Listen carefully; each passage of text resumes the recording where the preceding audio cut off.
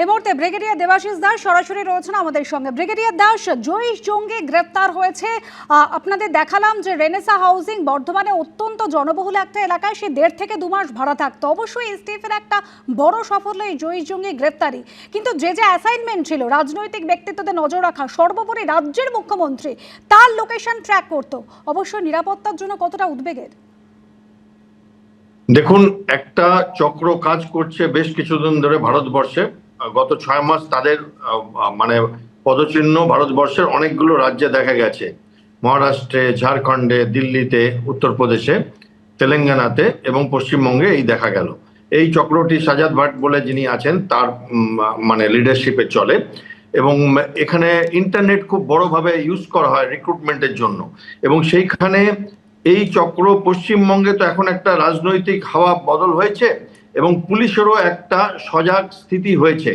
এবং এই রকম ঘটনা কিন্তু এর আগে হয়েছিল আমাদের পশ্চিমবঙ্গে, কলকাতা শহরেও হয়েছিল এবং বর্ধমানে হয়েছিল ব্লাস্টের ঘটনা খাগড়াঘরে, এবং এরকম ছোটখাটো ইন্ডিভিজুয়াল বিচ্ছিন্ন ঘটনা হিসাবে দেখা হয়েছিল, কিন্তু এগুলো সব এখন কানেক্টেড মনে হচ্ছে।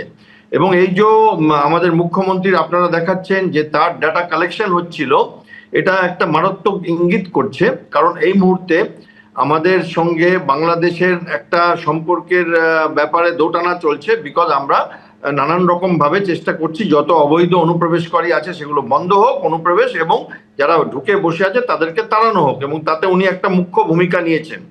সেখানে বাংলাদেশের পার্লামেন্টে মানে ওনাদের জাতীয় সংসদ বলে, সেখানে আমরা দেখেছি তাদের এমপিরা স্পিকারকে রিকোয়েস্ট করছেন যে ভারতের পশ্চিমবঙ্গে রাজ্যের মুখ্যমন্ত্রীর ব্যাপারে যেন ভারতের প্রধানমন্ত্রীকে বলা হয়। তো এইখানে পাকিস্তান এখন বাংলাদেশকে কার্যত বাংলাদেশের ভেতর দিয়ে ভারত বিরুদ্ধ কার্যকলাপগুলো চালাচ্ছে। সেখানে একটা বড় হাত দেখতে পাচ্ছি। এবং আমার মনে হয় যে সুরক্ষা, ওনার ব্যক্তিগত সুরক্ষা ছাড়াও সামগ্রিক একটা সুরক্ষা, যেখানে প্রতিটি ভাড়া বাড়ি, প্রতিটি হোটেল, প্রতিটি বাসের টিকিট, ট্রেনের টিকিট, প্লেনের টিকিট তো হয়ই, তাদের যাতায়াতে কোথাও একটা ভেরিফিকেশনের দরকার আছে। বারবার এই একই ঘটনা ঘটছে এবং কিছুদিন মানুষ সজাগ হয়ে থাকছে, তারপরে আবার নতুন ঘটনা, কোথাও কোনো টুলুমণ্ডলের টাকা বেরাচ্ছে, কোথাও কোনো বড় স্ক্যাম ঘটছে, তো চাপা পড়ে যাচ্ছে এবং তার পিছনে আমাদের সুরক্ষাটা অনেকটা অবহেলিত হয়ে যাচ্ছে। যেহেতু এটি আমাদের মুখ্যমন্ত্রীর সঙ্গে জড়িত আছে এই ঘটনা, আশা করছি এসটিএফ আরো অনেক দূরে এর জ্বর বা এর শেকড় আছে সেগুলো ধরতে পারবে। এবং কোথাও সামগ্রিকভাবে একটা সমাজ মাধ্যমের ব্যবহার, টেলিগ্রাম, হোয়াটসঅ্যাপ গ্রুপের ব্যবহার করে এরা নানান রকম ভাবে রেকি করাচ্ছে এবং ছোট ছোট টার্গেট করাচ্ছে এবং বড় টার্গেটের দিকে ট্রেনিং করিয়ে নিয়ে যাচ্ছে। সমস্তটা ঘটছে ইন্টারনেটের মাধ্যমে এবং এটা একটা অত্যন্ত চিন্তার ব্যাপার। ভারতবর্ষের যে টেররিজম প্রোফাইল ছিল, আমরা যখন টেররিস্টদের সাথে লড়াই করেছি তখন আমরা বন্দুকওয়ালা টেররিস্ট দেখতাম, তারা আমাদের দিকে গুলি করতো, আমরা তাদের দিকে গুলি করতাম। এখন এই টেররিস্টরা ভারতবর্ষের পপুলেশনকে ব্যবহার করছে, ভারতবর্ষের বেকার মানুষকে, ভারতবর্ষের ইউথকে, ভারতবর্ষের শিশুদের যারা সোশ্যাল মিডিয়াতে থাকে তাদের ব্যবহার করছে এবং তাদেরকে ছোট ছোট ট্রেনিং দিয়ে ইন্টারনেটের মাধ্যমে কোনো পয়সা খরচা না করে সুন্দরভাবে অল্প পয়সা খরচা করে তারা ভারতবর্ষের মধ্যে একটা বিশৃঙ্খলা 8 থেকে 10টা রাজ্যে এখন অব্দি এদের পদচিহ্ন দেখা যাচ্ছে। এইখানে আমাদের পশ্চিমবঙ্গে আমার মনে হয় এতদিন একটা অন্য সহযোগিতার ব্যাপার ছিল, এখন যেহেতু পুলিশ ঘুরে দাঁড়িয়েছে, এটা অত্যন্ত সাফল্যের কাজ এবং আশা করি আরো অনেক ধরপাকড় হবে। ব্রিগেডিয়ার দাস, আপনি আমাদের সঙ্গে থাকুন। বর্ধমানের রেনেসা হাউজিং, যেখান থেকে জালে কাশ্মীরের জয়ীশ জঙ্গি, আজ যখন এই গ্রেফতারি হয়েছে, সেই ফ্ল্যাটের অন্যান্য বাসিন্দারা তারা কি বলছেন শোনাবো।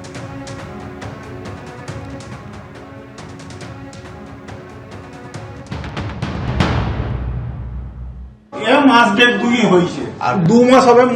কজন ছিল? কজন ছিল? ওরা দুটো ছেলে বলে নাকি কলকাতায় পড়ে, সেই রকমই এরকম ছিল। ঠিক আছে। কালকে এমনি পুলিশ কখন এসেছিলেন? কালকে সকালের দিকে এসেছিল। আচ্ছা, তারপর আজকে পর্যন্ত ছিল নাকি পুলিশ? না না, কালকে তারপরে বেরিয়ে গেছিল। কাউকে নিয়ে গেছিল? যখন নিয়ে গেল সেটাও দেখিনি দাদা। বলছি এখানে কজন ছিল? 5 জন ভাড়া ছিল। কজন? কে কে কে কতদিন ধরে? আমি যা জানতাম স্বামী স্ত্রী আর 3টে বাচ্চা। পুলিশ কি এসেছিল? হ্যাঁ, কাল পুলিশ এসেছিল। অনুপুর এসেছিল, তারপর কি ধরে নিয়ে গেল কাউকে এখান থেকে? ছেলেটাকে সঙ্গে করে নিয়ে চলে গেলেন, গাড়িতে তুলেছেন। তারপরে যেটা আমরা পুলিশ সূত্রে জানতে পারা যাচ্ছে এখান থেকে, সেটা মানে জঙ্গি, ইনি কাশ্মীরের একটা জঙ্গি সংগঠনের সাথে ইনি যুক্ত ছিলেন।